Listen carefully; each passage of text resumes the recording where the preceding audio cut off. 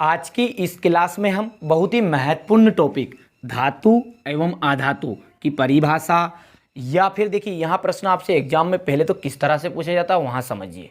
धातु किसे कहते हैं, अधातु किसे कहते हैं, उदाहरण सहित समझाइए। धातुओं से क्या तात्पर्य है, धातु से आप क्या समझते हैं, अधातु से आप क्या समझते हैं। किसी भी तरह से आपसे एग्जाम में पूछा जाए तो वहाँ परिभाषा आपको वहाँ पर देना है।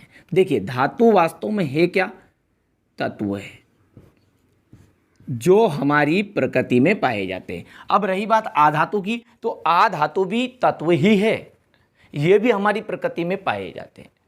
तो जो तत्व है उन्हें दो भागों में बांटा गया, एक धातु और दूसरा अधातु।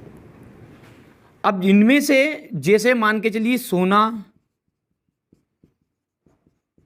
चांदी, तांबा, इन्हें धातुओं की श्रेणी में रखा गया, और ऑक्सीजन, नाइट्रोजन,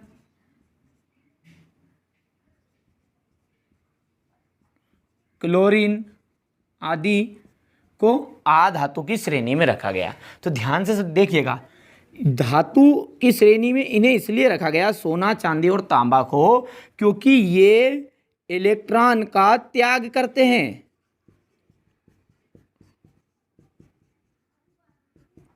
क्या करते हैं? इलेक्ट्रॉन का त्याग करते हैं। और अधातु जो है वो इलेक्ट्रॉन ग्रहण करते हैं, इलेक्ट्रॉन का ग्रहण करते हैं। तो आपने देखा होगा कि देने वाला दाता कहलाता है।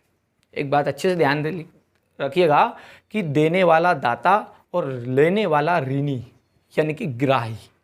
ग्राही का मतलब होता है ऋणी। तो जो देने वाला दाता है, दाता यानी कि वहाँ धनी है, यानी कि प्लस चार्ज है, और ये ऋणी है, तो ये इलेक्ट्रॉन का त्याग करके क्या बनाएंगे? धन आयन बनाते हैं, और ये ऋण आयन बनाते हैं। तो परिभाषा आप यहां से देखिए बन गई आपकी परिभाषा। ये सभी क्या है? तत्व है। तो वे सभी तत्व जो इलेक्ट्रॉन का त्याग करके धन आयन बनाते हैं, जैसे सोना, चांदी, तांबा, ये सभी क्या कहलाते हैं? धातु कहलाते हैं। अधातु वे सभी तत्व जो इलेक्ट्रॉन का ग्रहण करके या करते हैं और ऋण आयन बनाते हैं, उन्हें अधातु कहा जाता है। उदाहरण है ऑक्सीजन, नाइट्रोजन और क्लोरीन।